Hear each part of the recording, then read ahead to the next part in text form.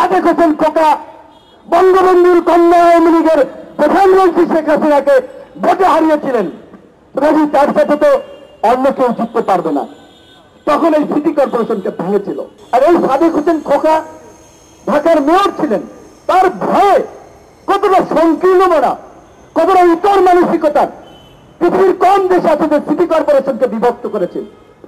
এই ইতর আওয়ামী লীগ নিজেদের ক্ষমতার আধিপত্য কায়েম করার জন্য, ঢাকাকে দখল করার জন্য ঢাকা সিটি কর্পোরেশনকে ভাগ করেছিল উত্তর এবং দক্ষিণে। কারণ বুঝতে পেরেছিল ইতরদেরকে মানুষ ভোট দেবে না।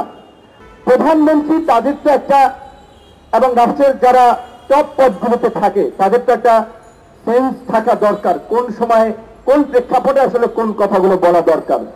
তো এই কারণে আমি এই কথাটি অ্যাডভান্স বললাম যে ভবিষ্যতে ইয়াসির আরাফাতের মতো না নাবালিনের মতো বিরোধী দলের নেতাদেরকে এই আওয়ামী লীগ এবং এই সরকার হত্যা করে একদলীয় শাসন কায়েম করবে সেটা আমরা জানি না, কিন্তু সেই প্রক্রিয়ার দিকে তো সরকার আগাচ্ছে, সেটা আমাদের সামনে পরিষ্কার হচ্ছে। তো কাজী এখন আমাদেরকে সিদ্ধান্ত নিতে হবে যে আমরা কি এদের হাতে মরব নাকি এই দৈত্য বিরোধকে হটিয়ে জনগণের সরকার প্রতিষ্ঠা করে সব মানুষকে রক্ষা করব।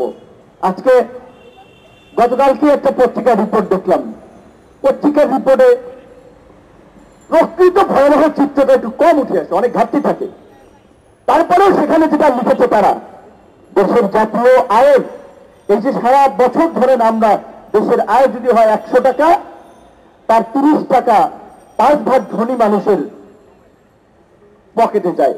মানে 5 ভাগ ধনী মানুষ পুরো রাষ্ট্রের আয়ের 30% তাদের পকেটে যায়।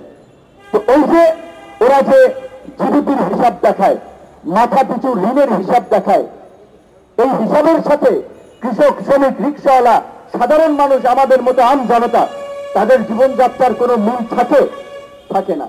তারা উন্নয়নের এই গালগপ্প বলেও তারা এই তাদের ফসবাদকে চাপিয়ে দিয়েছে আমাদের উপরে। এবং আরো কতদিন এই বোঝা বহন করতে হবে? কারণ আমরা যদি না সরাতে পারি তাহলে তো আমাদের এটা ক্যারি করতে হবে।